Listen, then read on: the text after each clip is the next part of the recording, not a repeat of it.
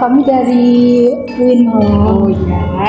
Mau buat wawancara untuk tugas oral history tentang wawancaranya tentang sejarah tentang Purwa. Kalau bisa saya jawab. Kalau nggak bisa dibantu jawab Mas Arya ya. Untuk pertanyaan pertama, museum ini pertama kali didirikan itu tahun berapa dan tujuan utamanya itu seperti apa? Kalau gini aja, saya ngomong sejarahnya dulu ya. Jadi sebelum ada gedung ini, itu merupakan gedung Mojolangu II yang sudah terbengkalai. Lalu tahun 2004 itu dibentuklah sebagai Balai Penyelamatan Cagar Budaya 2004 ya. Lalu tahun 2014 baru diberikan dana dari Kemendikbud itu memberikan dana 2014-2015 untuk dijadikan gedung ini. Begitu. Jadi tahap pertama itu 2014 lantai 1, lalu dilanjutkan 2015 lantai 2 gitu. Nah, dari situ belum diresmikan sebagai museum karena masih ada proses untuk standarisasinya untuk jadi museum. Baru tahun 2018 diresmikan oleh Pak Menteri kita, Pak Muhadjir gitu. Itu sebagai Museum Purwa gitu. Terus lagi bagaimana koleksi Museum Purwa dikumpulkan dan dipilih? Bagaimana koleksi museum dikumpulkan itu?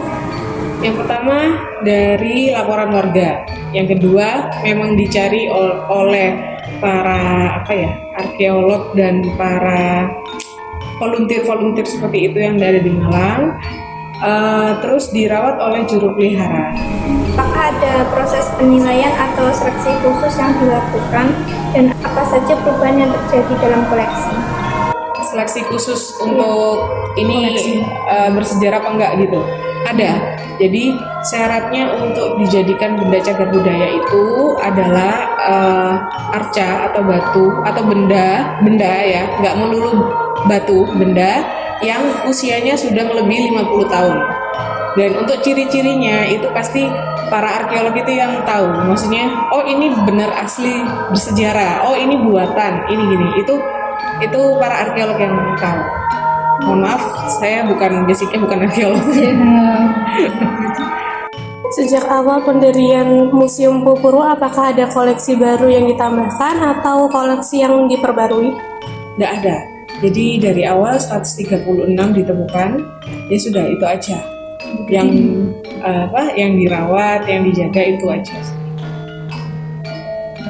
Apa yang menjadi tantangan utama dalam mempertahankan dan melestarikan koleksi sejarah di Museum Purwa? Tantangannya apa ya? Nggak ada ya, cuma bersihin secara rutin. Kalau tantangan untuk menarik pengunjung, iya mungkin ada.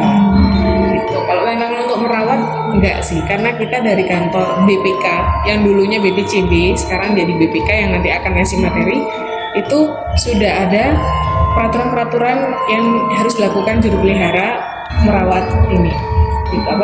Arca ini. Nanti adik pasti ikut juga kan ya? Ya, nanti dijelaskan lebih lanjut sama orang BPK, sama tim BPK. Gitu. Lanjut, seberapa penting peran museum ini untuk penyebaran pengetahuan budaya? Penting banget, karena museum itu kan terkait dengan visi misinya yang menjaga, melestarikan dan merawat itu tadi ya.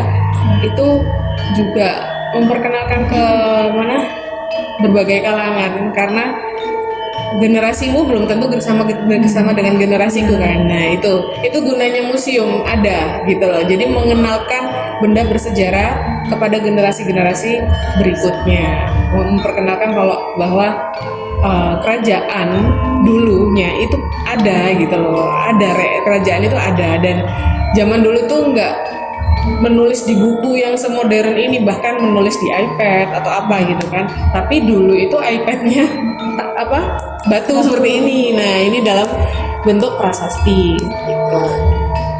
Ya, itu aja sih. Terus pertanyaan terakhir ya. Itu bagaimana interaksi dengan komunitas lokal atau pengunjung gitu untuk kemajuan upaya kemajuan Komunitas pengunjung. pengunjung untuk upaya pemajuan. Nah, mereka kan akan ini loh, kayak mempromosikan secara lisan. Itu aja sih hubungannya.